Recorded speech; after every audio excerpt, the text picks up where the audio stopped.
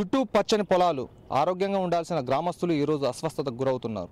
దానికి గల కారణాలు పొల్యూషన్ అని తెలుస్తూ ఉంది. పొల్యూషన్ గల కారణాలు ఈరోజు ఇక్కడ ఏదో పెద్ద ఫ్యాక్టరీ ఉందనుకుంటే పొరపాటే. ఫ్యాక్టరీ లేకపోయినా కానీ గ్రామస్తులు ఎందుకు అస్వస్థతకు గురవుతున్నారు?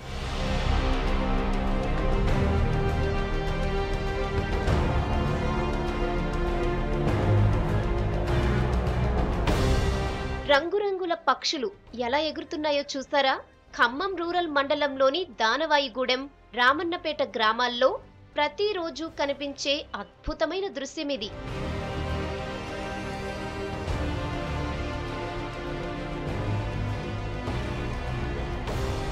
ఈ పక్షుల గుట్టు ఇదే. ఇవి పక్షులు కావు, పతంగులు కావు, రంగురంగుల ప్లాస్టిక్ కవర్లు. సినిమాలో మాదిరిగా అక్కడ ఏదో ఫ్యాన్ పెట్టి వాటిని గాల్లో పైకి లేపడం లేదు, గాలికి ఎగురుతున్నాయి. అవి చెత్తా చెదారంలో దాక్కున్న కవర్లు.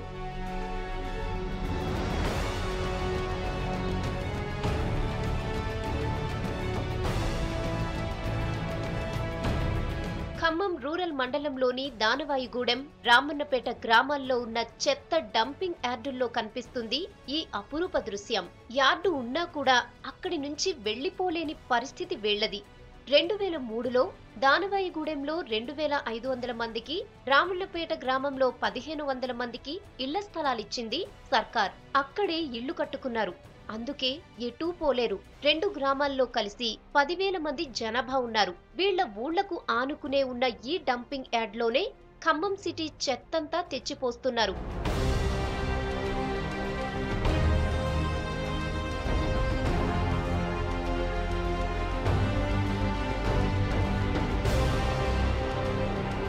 ఖమ్మం పట్టణ జనాభా పెరుగుతూ ప్రస్తుతం 3 లక్షలైంది.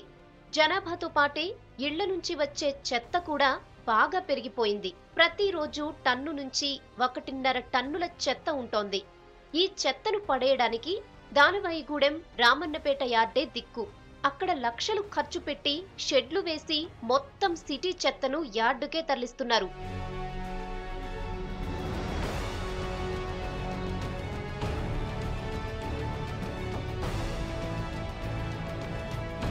వచ్చే సంవత్సరాలు తీసేస్తాం అన్నాడు. ఒక టర్మ్ మినిస్టర్ అయిపోయింది, ఇప్పుడు ఎమ్మెల్యే అయినా సరే ఎమ్మెల్యేకి కూడా ఇచ్చాం. ఇప్పుడు గవర్నమెంట్ మారింది, మనదేం లేదన్నట్టుగా చెప్పడం జరుగుతుంది. సిటీలో తడి చెత్త, పొడి చెత్త వేరువేరుగా కాకుండా అన్నీ కలిపే ఈ యార్డులో పడిస్తున్నారు. దాంతో ఇక్కడి వాతావరణం పూర్తిగా కలుషితమైంది. అక్కడ దుర్వాసన గురించి ఎంత చెప్పినా తక్కువే. దీనికి తోడు పగలు రాత్రి అనే తేడా లేకుండా ఐరన్ కోసం, ప్లాస్టిక్ కోసం కొందరు చెత్తను తగలబెడుతున్నారు. దాంతో పొగలు కమ్ముకుని అక్కడి వాళ్లను ఉక్కిరిబిక్కిరి చేస్తోంది.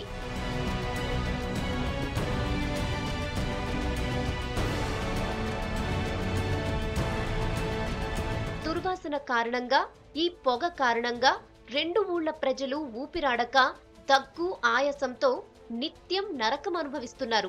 ఈ గ్రామాల్లో చిన్న పెద్ద అనే తేడా లేకుండా 400 మంది శ్వాస సంబంధమైన జబ్బుతో బాధపడుతున్నారు. దగ్గు, ఆస్తమా వల్ల ఈ గ్రామాల్లో 25 మంది వరకు చనిపోయారని గ్రామస్తులు చెప్తున్నారు.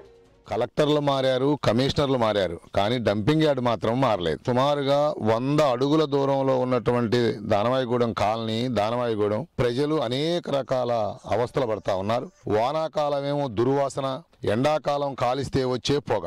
దీంట్లో ఈ డంపింగ్ యార్డ్లో ఖమ్మం పట్టణంలో హాస్పిటల్ నుంచి వచ్చేటువంటి వ్యర్థ పదార్థాలు, చికెన్ షాపుల నుంచి, మటన్ షాపుల నుంచి వచ్చేటువంటి వ్యర్థ పదార్థాలు అన్నిటిని కూడా ఈ డంపింగ్ యార్డ్లో వేయడం. అంతేనా, చర్మ వ్యాధులు కూడా ఇక్కడ కామన్. వ్యాధి నిరోధక శక్తి తగ్గిపోయి కొత్త రకాల జబ్బులకు గురవుతున్నారు. దగ్గును తట్టుకోలేక స్లీపింగ్ టాబ్లెట్స్ వేసుకుని నిద్రపోవలసి వస్తోంది. ఈ యార్డ్లోనే పందులు వచ్చి చేరుతుంటాయి. ఈ పందులు రకరకాల జబ్బులను కూడా వెంట తీసుకొస్తున్నాయి.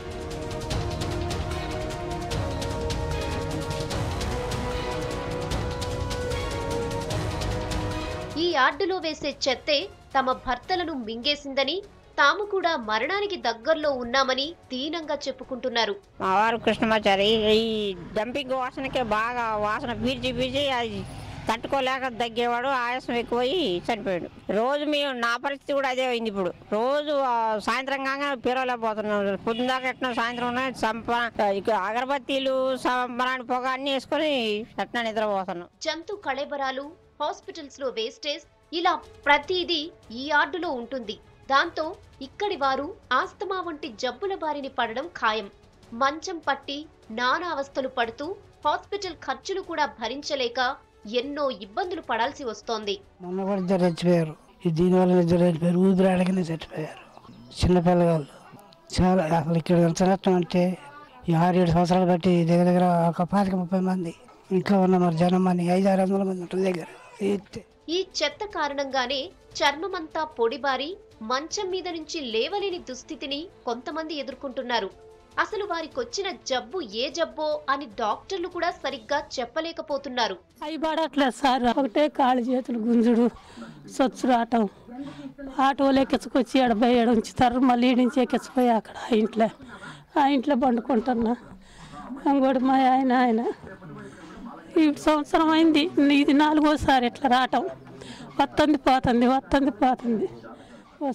ఈసారి డబ్బులు ఇస్తే పెట్టిన చూసుకున్నా 4 వేలు అయినాయి. అప్పుడు కూడా ఇంతే ఉంది. చుట్టుపక్కల రైతులు ఈ చెత్త వ్యర్థాలతో పంట పండటం లేదని సాగు చేయడమే మానేశారంటే ఈ చెత్త ఎంత ఎఫెక్ట్ ఇస్తుందో ఆలోచించవచ్చు.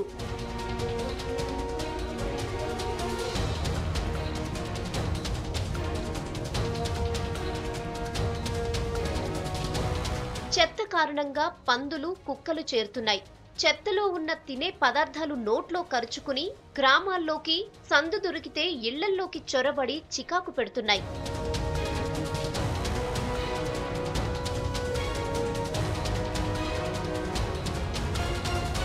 యార్డుకు చెత్తను తీసుకొచ్చే వెహికల్స్ తో లేచే దుమ్ము, వ్యర్థాలతో కూడా జనం సతమతమవుతున్నారు. ఇక్కడి పరిస్థితులు చాలా సీరియస్ కండిషన్ కు చేరుకోవడంతో స్థానికంగా ఉండే ప్రజలు ఇళ్లను ఖాళీగా వదిలేసి వెళ్తున్నారు. ఈ యార్డు వల్ల మరో సమస్య కూడా ఉంది. వర్షాకాలంలో ఎగువ ప్రాంతమైన మల్లెమడుగు, సాగర్ తూములో నుంచి నీరు వెళ్లి మున్నేరులో కలుస్తుంది. ఈ నీటిని చుట్టుపక్కల ప్రజలందరూ తాగుతున్నారు. ఈ నీరు యార్డులో నుంచే ప్రవహిస్తుందంటే నమ్ముతారా? కానీ ఇది నిజం. పైనుంచి వచ్చే నీరు ఈ వ్యర్థాలతో కలిసి మున్నేరులోకి వెళ్లి చేరుతుంది. మున్సిపాలిటీ వాళ్ళు అదే నీటిని శుద్ధి చేసి ప్రజలకు సరఫరా చేస్తారు. బాగా చెత్త పేరకపోయి దాని ద్వారా ఈ వర్షం వచ్చినప్పుడు నీరంతా కలుషితం అవుతుంది. ఈ దీంట్లో ఉన్న వాటర్ బాగా మురిగిపోయి ఆ నీరు మొత్తం ఖమ్మం మున్నేరుకు చేరుతుంది. ఆ వాటర్ ఖమ్మం మొత్తానికి సప్లై అవుతుంది. దానివల్ల అనేక రోగాలకు మనం గురి కావడం జరుగుతుంది. ఇక్కడ పందులు బాగా బీభత్సంగా తిరుగుతున్నాయి. దానివల్ల ఇక్కడే కాకుండా ఊళ్ళో, కాలనీలో బాగా విపరీతంగా ఎక్కువ కావడం వల్ల అనేక రోగాలు, మెదడు వ్యాధులు, తర్వాత శ్వాసకోశ వ్యాధులు, అనేక వ్యాధులకు గురయ్యి చాలా మంది చనిపోవడం జరుగుతుంది. చెత్తను పరిగా వదిలించుకోకపోతే ఎన్నో రకాల ప్రాణాంతక జబ్బులు వచ్చే అవకాశాలున్నాయి. తడి చెత్తతో ఎక్కువగా ఫంగల్ ఇన్ఫెక్షన్ కు గురయ్యే అవకాశం ఉంది. ఈ చెత్త కాలిన తర్వాత ఆ పొగతో లంగ్స్, స్కిన్, బోన్, లివర్ తో పాటు క్యాన్సర్ వచ్చే అవకాశాలుంటాయని డాక్టర్లు అంటున్నారు. మన సిటీలో ఉన్న చెత్తని ప్రాపర్ శానిటరీ విధానం లేకుండా ఊరు బయట ఇదంతా డంపింగ్ చేయటం వల్ల చుట్టుపక్కల వాళ్ళకి శ్వాసకోశమైన వ్యాధులు, ప్లస్ అక్కడే ఈగలు, దోమలు, యానిమల్స్ తిరగటం వల్ల దానికి సంబంధించిన వ్యాధులు వచ్చే ఛాన్సెస్ ఉన్నాయండి. ప్లస్ దీంతోపాటు ఏంటంటే ఈ చెత్తను కాలబెట్టడం వల్ల ఈ వచ్చే పొగతోటి సిఓపిడి అనే జబ్బులు, ఆస్తమా, ప్లస్ లంగ్స్కి సంబంధించిన న్యూమోనియా ఇట్లాంటి వ్యాధులు వచ్చే అవకాశాలు చాలా ఉన్నాయి.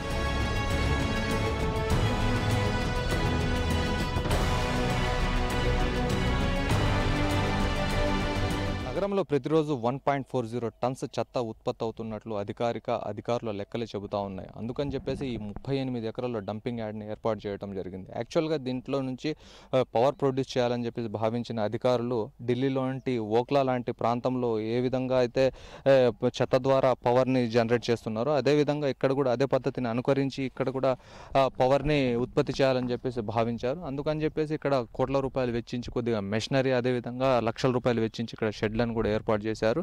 అయినప్పటికీ కానీ ఇంత చెత్త అనేది దాదాపుగా అంటే వేరు చెత్త, తడి పొడి చెత్త వేరువేరుగా చేయకపోవడంతో ఈరోజు ఇక్కడ పవర్ జనరేట్ అనేది జరగటం లేదు.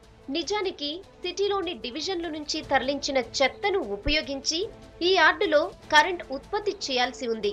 ప్రత్యేక యంత్రాలతో ఈ చెత్తను కాలుస్తారు. కొన్ని ఇతర ప్రక్రియలతో అక్కడ కరెంటు తయారు చేయాలి. కానీ ఈ పద్ధతుల్ని ఇక్కడ ఉపయోగించడం లేదు. అలా చేస్తే రోజుకు 1.5 టన్నుల చెత్తతో 10 నుంచి 50 మెగావాట్ల విద్యుత్ ఉత్పత్తి చేయవచ్చు. కానీ అదేమీ జరగడం లేదు. ఇక్కడ బోరు, మిషనరీ, షెడ్లు అన్నీ కూడా పనికి రాకుండా పోయాయి. కరెంట్ తయారు చేసే మిషన్లు కింద తీసుకొచ్చారంట. నిరూపంగా ఉన్నాయి. వాటి చేస్తే కొద్దిగా దీని నుంచి ఉపశమనం ఉంటుంది, కరెంటు కూడా ఉంటుంది, చెత్త నుంచి కూడా ఉపయోగాలు ఉన్నాయి. దాన్ని చేసుకునే పద్ధతిలో చేసుకుంటే మనకి ఉపయోగపడుతుంది, ప్రజానికి ఉపయోగపడుతుంది. ఈ తడి పొడి చెత్త వల్ల ఈ వేరు చేసి కరెంటు తయారు చేయలేకపోతున్నారు. ఆ తడి చెత్తని పక్కన పెట్టి పొడి చెత్తని తీసి కరెంటు తయారు చేస్తే కొంత గ్రామాలకి కరెంటు పనికి వస్తుంది. అయితే దీనికి పరిష్కారాలు లేకపోలేదు. కేంద్ర ప్రభుత్వ నిధులతో స్వచ్ఛ భారత్ లో భాగంగా ఈ చెత్త సమస్య తీరవచ్చని మున్సిపల్ కమిషనర్ చెప్తున్నారు. అలాగే కరెంట్ తయారీకి కావలసిన పరికరాల కోసం సర్కార్ను అడిగామని, అవి వచ్చాక పని మొదలు పెడతామని ఆయన హామీ ఇస్తున్నారు. డంప్ యార్డ్ ను అక్కడి నుంచి తరలించే అవకాశం అయితే ప్రస్తుతానికి లేదని చెప్తున్నారు. రోజుకు 100 నుంచి 120 టన్నులు చెత్త అక్కడికి తీసుకెళ్తాం. సో మనం దాన్ని శుద్ధి చేయాలంటే అంతకంటే ఎక్కువ చేయాలి. అంటే రోజుకు నేను 150 నుంచి 200 టన్నులు చేయగలిగే కెపాసిటీ ఉన్న మిషన్ ఉంటేనే మనం దాన్ని క్లీన్ చేయగలం. స్వతహాగా చేస్తే ఒక 50 టన్నులే చేయగలుగుతాం. నేను 50 టన్నులు చేస్తే రోజుకు నాకు 20 టన్నులు వస్తాను. సో ఎప్పుడు క్లీన్ చేయలేము. సో అందువల్ల మనము స్వచ్ఛ భారత్ కింద అవకాశం ఉన్నందున సెంట్రల్ గవర్నమెంట్ వారి ప్లానింగ్ ప్రకారం ఎక్స్ప్రెషన్ ఆఫ్ ఇంట్రెస్ట్ పిలవడం జరిగినది. సో ఇది అప్రూవల్ అయితే మనం ప్రాబబ్లీ జనవరి ఆఖరిలో వర్క్ మొదలు పెడతాం. ఒక 6 months to 9 months లోపల మొత్తం ఉన్న చెత్తను ఒక సెగ్రిగేటర్ ద్వారా సపరేట్ చేసి ఏదేది సపరేట్ చేసి క్లీన్ చేస్తాం. ఇది ఖమ్మం సిటీ దగ్గరలో పరిస్థితి. జిల్లాలోని మిగతా టౌన్లలో కూడా ఇంతకన్నా దారుణమైన పరిస్థితులున్నాయి. జిల్లా మొత్తంలో 39 డంపింగ్ యార్డులే ఉన్నాయి. కొత్తగా 335 మంజూరయ్యాయి.